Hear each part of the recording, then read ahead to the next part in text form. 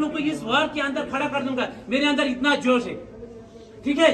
तो जो भी मैं पूछता हूँ आप लोग जोर से जवाब देना। कारगिल वार कैसे हुआ, क्यों हुआ? उससे पहले इस ट्रेन मॉडल के अंदर जितना भी रेड लाइन में आप लोगों को दिखाई दे रहा है, ये रोड से, कोई कच्चे रोड कोई पक्के रोड, इसके अंदर जितना भी ब्लू लाइन में आप लोगों को दिखाई दे रहा है, ये रिवर से, कोई छोटे रिवर कोई बड़े रिवर। चाइनीज से 2 बड़े रिवर इंडिया की ओर बह रहा है, एक है इंडस रिवर और दूसरा है सिंगू रिवर। उसके बाद पाकिस्तान से इंडिया की ओर एक रिवर बह रहा है जिसका नाम है शीकरार रिवर।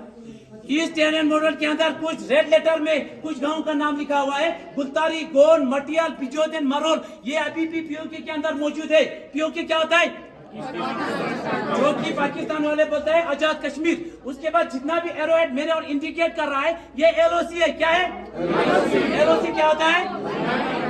आवाज नहीं आ रहा है। लाइन ऑफ कंट्रोल, यहाँ पे जो एरोहेड आ रहा है ये पूरे का पूरा। अभी ध्यान से सुन लेना, ये जो है कारगिल वॉर कैसे हुआ, क्यों हुआ? पाकिस्तान और इंडियन आर्मी के बीच में सबसे पहले एक एग्रीमेंट के ऊपर साइन किया गया था कि विंटर्स के टाइम पे दोनों मुल्क उस हाइट के ऊपर नहीं बैठेंगे जहाँ पे ज्यादा बर्फ होता है। ना तो इंडियन आर्मी ना तो पाकिस्तान के रेंजर्स, उनको रेंजर्स बुलाया जाता है। क्या बुलाया जाता है? इंडियन आर्मी एग्रीमेंट के हिसाब से नीचे डाउन हुआ, मगर पाकिस्तान ने ऐसा नहीं किया। पाकिस्तान ने चोरी छुपाते से अपना कुछ पोस्ट ऑक्यूपाई किया था। वो कौन सा पोस्ट है आप लोग ध्यान से देख लेना। सबसे पहले द्रास के अंदर, ये जो है द्रास है, यहाँ पे लिखा हुआ है तोलोलिंग 5140, टाइगर हिल 4875, ये। उसके बाद कारगिल के अंदर 5608, कक्सर एंड मजदास एंड लास्ट में आता है बटालिक के अंदर से भी कुछ है, जुबर height, Muntu Dalu, खालूपर post and यलदौर। कम से कम 134 किलोमीटर कारगिल से लेके बटालिक तक पूरे का पूरा पाकिस्तान ने ऑक्यूपाई किया था। उस दौरान इंडियन आर्मी एग्रीमेंट के हिसाब से नीचे डाउन हुए थे, एग्रीमेंट के हिसाब से। अभी ध्यान से सुन लेना, इंडियन आर्मी को कैसे पता चला कि हमारा पोस्ट ऑक्यूपाई हो चुका है? यहाँ पे बटालिक के अंदर, मुंटू डालू के अंदर एक चढ़वाहा था। क्या था? भेड़ बकरी चढ़ाने वाला लद्दाखी सिविलियन जिसका नाम था ताशी नमग्याल। क्या था? यहाँ का लोकल ताशी नमग्याल यहाँ पे हर हमेशा भेड़ बकरी ऊपर नीचे करते रहते थे। एक दिन मुंटू डुलू के बाद उसने एक एक्टिविटीज को देखा वहाँ पे उसने देखा कुछ लोग वहाँ पे हरकत कर रहे थे। पहले उसने कंफर्म किया कि ये इंडियन आर्मी है कि पाकिस्तान आर्मी है।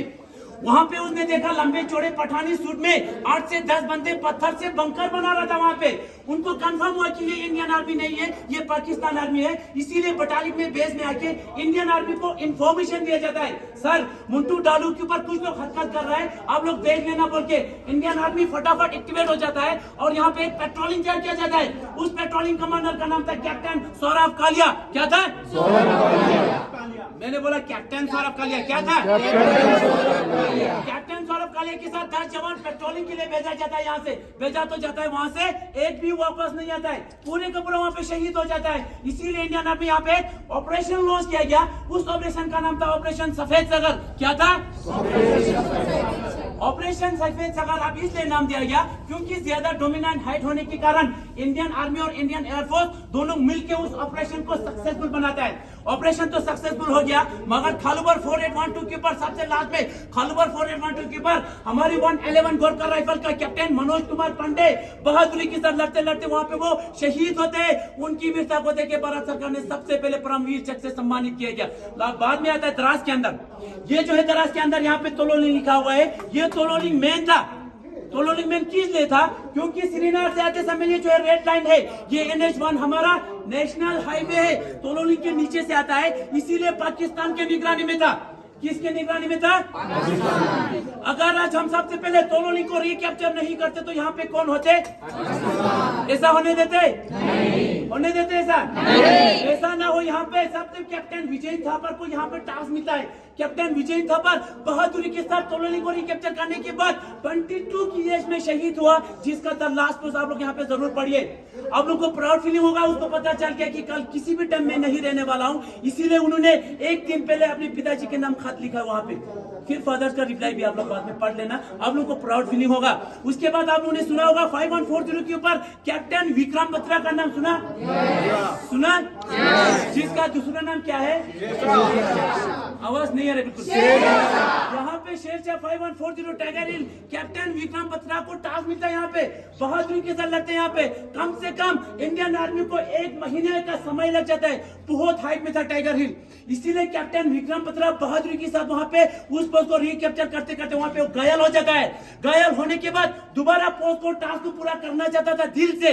उसने अपने सीनियर ऑफिसर को 4 वर्ड का एक मैसेज पास किया गया। क्या था वो? दिल मांगे मोर। सिर्फ एक बंदा है, क्या है? दिल मांगे मोर। दिल मांगे मोर बोल के आगे एडवांस किया, मगर वहां पे वो दोबारा गोली लगने के कारण वहां पे वो शहीद हो जाता है। उनकी मिसाल को देखे उनको भी परमवीर चक्र से सम्मानित किया जाता है। बाकी जितना भी सेना थे वहां पे कैप्टन योगेंद्र सिंह, आप ने सुना होगा 18 ग्रेनेडियर का कम से कम 11-12 गोली लगने के कारण भी उसने टाइगर हिल के ऊपर नेशनल फ्लैग गाड़ के भारत माता जय पुकार के वापस आए थे वो।